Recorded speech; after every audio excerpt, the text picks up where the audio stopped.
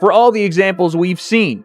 Him suing Showtime for $300 million, him foreclosing on multiple properties, him losing on investments on multiple properties, him buying a lot of depreciating assets, and him all of a sudden looking to box very much in the year 2026. Floyd losing money Mayweather, as the chatter says, is in dire straits financially. Because they don't like him. They don't like him because everything that he says is about money. There's nothing else. There's no values. There's no, like the people's champ, like Ali was standing for the same things. Right. The audience was standing for. You know, he doesn't have any of that. It's just money. You know what I'm saying? And that, he knows you don't like him. Some people will say, you know, he's suing now because of his gambling habits, which was not hidden. It was not a secret. He would post, not Teddy Atlas talking about anything that wasn't out there. He would post some of his tickets, his betting tickets that he bet, and they were large bets. And so some people say, oh yeah, like you said, he was Mayweather, Money Mayweather, and now he's suing because he went through his money, he blew his money, whatever. Previously recognized as one of the richest athletes in the world, Floyd Mayweather Jr. is now facing a noticeable downturn. Within the boxing world, reactions have been mixed, with many expressing both disappointment and concern as his legal troubles continue to grow. There's also the possibility of legal action from Manny Pacquiao following Mayweather's recent comments about their past fight. We are not one of these sick people, and I call them sick, I'm not afraid to say what I feel, that's sitting in their underwear in grandmother's basement or wherever the frick they are, taking pot shot at people because of their misery, because of their misfortune, because they're in a bad place. Shame on you. And shame on the people out there. I know that there's some of them, everyone knows I don't really read that internet unless somebody shows me specifically some stuff. And I saw some of the stuff. I didn't want to see any more, so I told them, don't show me anymore. But I saw enough to see what was out there. People taking shots at a great fighter, Mayweather. Probably the same people that were, applauding him and saying how great he was at one point, and now they're taking shots at him like they're almost, like they get pleasure out of seeing a great. According to various reports, Floyd Mayweather Jr.'s massive wealth may not be as secure as it appears. There are claims involving liens, property foreclosures, outstanding debts, and assets such as real estate holdings and his private jet being heavily financed, while creditors are reportedly pursuing him over unpaid fuel expenses. In addition, he sparked further controversy by referring to his bout with Manny Pacquiao as an exhibition, despite having accepted an advance for what was agreed to be a professional fight, raising concerns that he could be in breach of contract. There had to say the fight weekend of Fundora and Thurman. Apparently he did an interview, said that it was an exhibition, that these guys didn't have anything to prove, that their legends were already set in stone, and that it would be an exhibition. He wasn't sure if it was going to be at the Sphere. Apparently, that is not true. According to a Boxing Scene article that interviewed Jazz Mathur, the CEO of Manny Pacquiao Promotions, said that, yes, the fight is contracted for the Sphere, booked at the Sphere, scheduled at the Sphere for September 19th. It is booked as a professional fight, not as an exhibition. It was never booked as an exhibition, which makes sense because Netflix got behind it, and I would assume that they would not want an exhibition. We said the other day, I think it was actually yesterday, we said that this fight has to be a real fight and not an exhibition because one, Netflix is involved, two, Manny Pacquiao wants that get back, and two, also just betting lines. It's a huge aspect of this sport and this kind of... On Twitter, Mike Carpenter criticized Floyd Mayweather Jr. over his disputed comments, arguing that they contradict Netflix's official announcement and could place him in violation of his contract if he continues referring to the bout as an exhibition. Wade Plemon also weighed in, saying that after taking both signing and advance payments for a professional contest, Floyd describing it as an exhibition gives the impression that he may be misleading both Netflix and Manny Pacquiao's team. He further pointed out that a similar situation occurred during the Floyd Mayweather vs. Logan Paul event, where it was promoted using another individual's name and image, generating around $10 million in upfront cash. Something is off.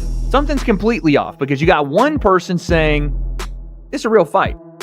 You got the promotion saying, this is a real fight. You got Floyd Mayweather saying, no, this is an exhibition. There's two things that are happening here. Either somebody messed up in paperwork or in communication or in some form of getting this fight together, misspoke to one of these guys, or Floyd Mayweather is trying to scam Netflix. That is the only two things that can be possible here. Because we then get the report, as of yesterday, that Floyd Mayweather has already taken a cash advance payment of his purse for the upcoming Manny Pacquiao rematch on Netflix, despite it currently being in jeopardy. I don't even know how that's possible. Who gave him a cash advance before they even got to the fight? I understand like paying some up front to secure the fight, but paying everything? Maybe it's not what it is. Maybe the cash advance is like Teddy Atlas described the situation as deeply unfortunate, explaining that some athletes lack proper guidance when it comes to managing their finances, and that appears to be the case with Floyd Mayweather Jr. Fighters, they risk everything. They risk so much, and then everything they took the risk for sometimes is lost. Whether it was Joe Louis, whether whoever, it never becomes not sad or unfortunate to hear. Never. It's look, you could say it's their responsibility. It is. It is. You got to know what's going on. But there are also sharks in this business, in any business. And sometimes these athletes, I wouldn't even specify fighters. We're talking about fighters. But you hear it in football, Bud. You were around it. You hear it in basketball. Sometimes these athletes, they don't have the right people around them to look out for them, to properly educate them, to properly advise them. Hey, some don't listen. Jonah Renitz is a controversial figure with close ties to Floyd Mayweather Jr., often viewed as a central person involved in managing his post-boxing ventures and real estate dealings. Fight Opinion reported on X that Manny Pacquiao's team is considering legal action against Floyd over the Sphere event connected to Netflix. This is not the only legal pressure surrounding Floyd or his associate Renitz, who had previously been expected to serve prison time, though recent developments have shifted that situation. Manny has made it clear that the bout is intended to be a legitimate fight, not an exhibition. And since Floyd agreed to the terms, he is obligated to compete under professional conditions, with Manny pushing for it to be officially sanctioned. It's an exhibition and not a real fight. Is that what he's feeling? But he signed a real fight. So it's for sure. Yes, the contract that we signed is a real fight. Real fight. Okay. Yeah, because I know he said I want to fight an exhibition. No exhibition. It's either real fight or nothing. Yeah, it's a real fight. Yeah. The Sphere still in Las Vegas. That's the contract that he signed. I mean. Yeah. Okay, so it's still happening then. He has to remember. Joe Rogan highlighted that Floyd Mayweather Jr. spent over a decade as one of boxing's leading American figures, including his 2015 victory over Manny Pacquiao in what was at the time the highest-grossing fight. He noted that Mayweather's elite defensive skills, hand speed, and the money-made persona played a major role in building his reputation and wealth. From Pretty Boy Floyd to Money Mayweather. Changed the whole thing. He knew what he was doing. He definitely did. It would have been an interesting fight had he fought Pacquiao when he was younger, in his prime. It would have been a very different fight. Would have been a more interesting fight. Much more different. Because much more difficult any fight. go-forward physical warrior like Pacquiao is going to wear down. Right, exactly. And any brilliant counterpuncher like Floyd is going to retain more. Yeah. So he did. Yeah, it would have been much more interesting when they were younger. Also, the fact that Pacquiao fought him with a bum shoulder. That was a disaster, too. Money talks. Yeah. I mean, look, I guess he was faced with this thing, legacy, it was the biggest pay-per-view of all time in boxing, correct? I believe so. And I think it was like 4 million buys or something crazy like that. It was huge. So, what is that? It was massive. Floyd Mayweather Jr. has consistently displayed his wealth, spending freely on luxury watches, high-end cars, and even issuing enormous checks, such as $18 million, without hesitation, often portraying himself as financially untouchable. However, he has now taken legal action against Showtime and its former president Steven Espinoza, claiming he is owed $340 million, that this dispute brings attention to the contrast between his public image of limitless riches and the more complex financial challenges unfolding behind the scenes, illustrating that even someone with Mayweather's level of fame and success can encounter serious difficulties when finances, contractual obligations, and responsibilities collide. Gotta talk about it. 18 mil retired. I know some people gonna be like, well, you didn't. You said I didn't want to say I was active because that's normal. Right. I said I wasn't activated. I knew what I said. So a lot of times I'm like, oh, you didn't say it right. I know I said it right. I knew what I said. I knew what I posted. I don't really care how much you make, bro. I feel like writing an $18 million check has to feel some sort of way, though. That's crazy. I didn't want to do it. Of course, I'm like, who wants to give up basically 20 million? You wrote 18,180,000,000.00. Like, bro, that's crazy. You know, I got huge deals on the table, so I'm always making shake. What's the biggest thing you got working right now? I can show this. Come here. So come here. So Dude, what is it? Let me keep this long. Okay. So right here. That's crazy. I just keep stuff on the low. Yeah, my math don't work like that. My math. So now, when we gonna cut it and get straight? 50 Cent has remarked that Floyd Mayweather Jr. is often disliked because of his focus on money-oriented fights and his constant emphasis on wealth, with many fans hoping to see him defeated. Despite that, Floyd has managed to turn that negativity into a benefit, as criticism and dislike help drive pay-per-view sales and generate massive revenue, effectively turning public frustration into financial gain. His ability to capitalize on both admiration and backlash has made him one of boxing's most profitable and polarizing figures, proving that even negative attention can be transformed into earnings when paired with skill, self-belief, and the money-made persona that defines his career. He said something to me one time, very simple. He said, what a prize fighter fight for?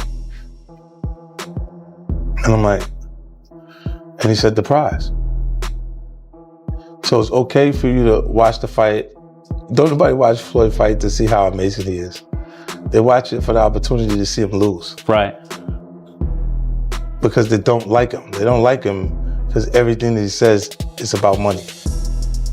There's nothing else. There's no values. There's no, like the people's champ, like Ali was standing for the same things. Right.